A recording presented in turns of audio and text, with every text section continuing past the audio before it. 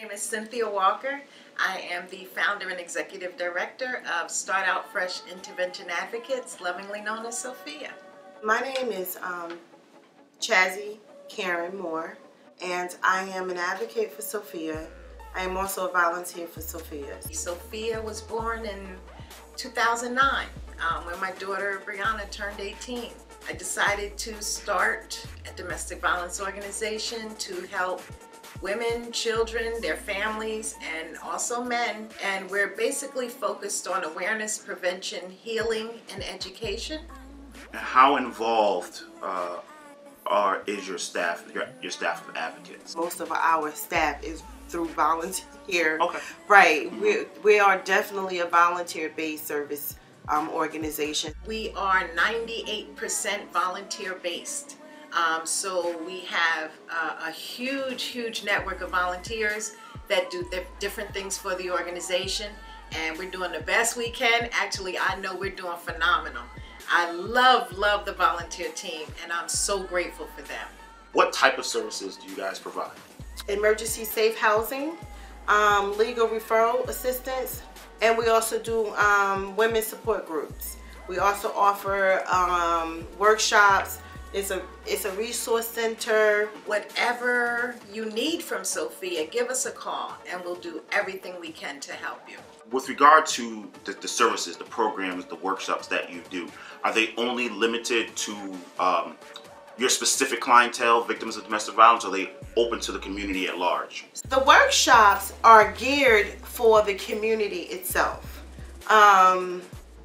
The other services are definitely geared towards victims and survivors of domestic violence and their families. But the workshops that we do are for the community and the extended communities around Montclair, New Jersey. We go as far as Ocean County, and we are expecting to expand throughout the state of New Jersey. But currently, one of our, it's a grassroots program, but it's the Teen Safe Dating.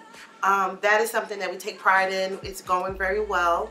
And that's where we extend our services. It has been extended our services to the Teen Safe Dating program throughout the state of New Jersey. Who, rather, are your services targeted with regards to people in victims of domestic violence? Are they geared toward women of color? Are they for a diverse group? Are they for specific age range? Can you talk about that a little bit? So, being a victim of domestic violence is there is no gender. There is no age group to being a victim of domestic violence. We take pride in helping women, a diverse community of women. There is no ethnicity that we will not help. And you mentioned men, in terms of serving men, Yes. male victims of Yes. domestic violence. Underreported. Underreported. As the founder of S.O.F.I.A and an advocate, Yes. if you could give male victims of domestic violence a word, what would that be? I would encourage them to give us a call. Everything is 100% confidential. Please don't be embarrassed. Please don't be embarrassed. Your family will not know. Your friends will not know.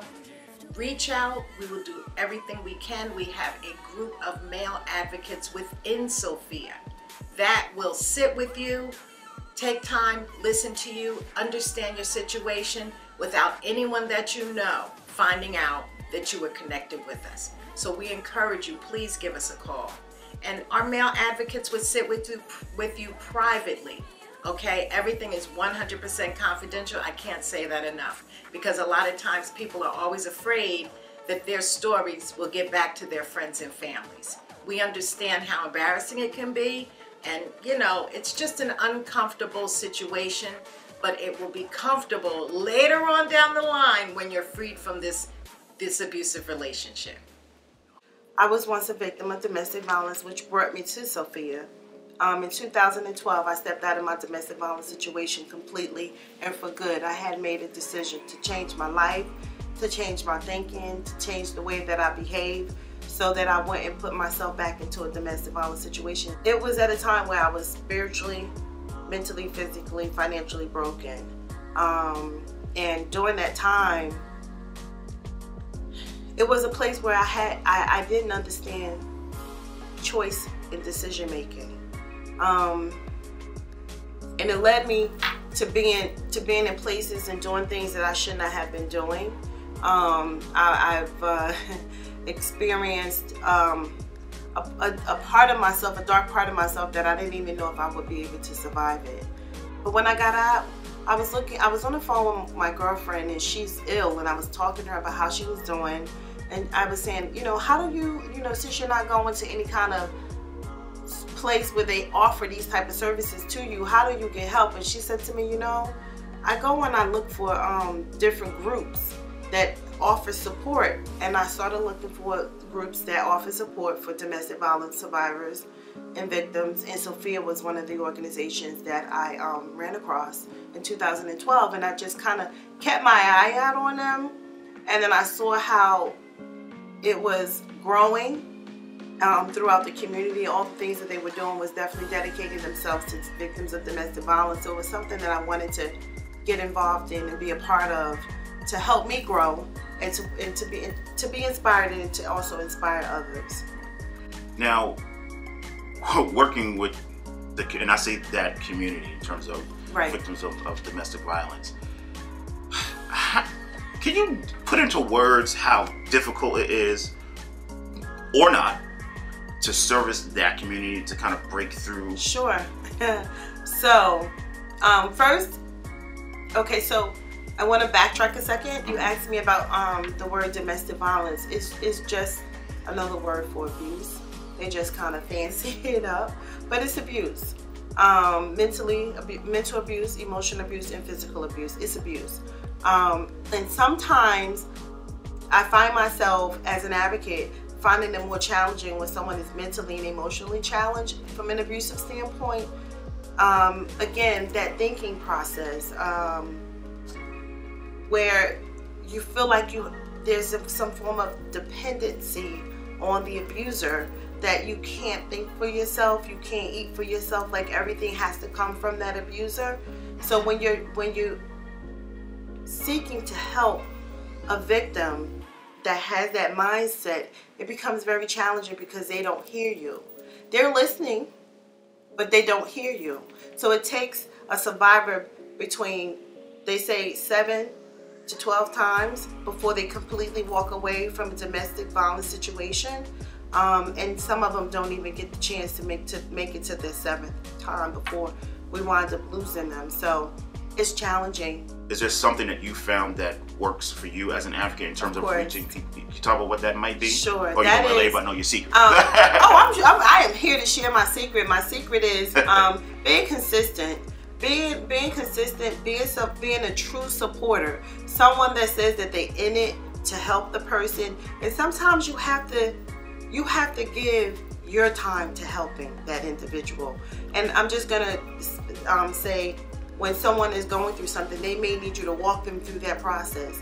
If there's a legal issue that they may be going through, they may need you to hold their hand through their legal issue. You know, show up to court with them, have a phone call with them, guide them to speak to legal services. Just basically be that true support. Not just someone that you hear their problem at one time, but then after that you don't want to be bothered, right? Not that kind of advocacy and support. It's that continuous involvement and seeing them through that cycle that I find to be successful for me.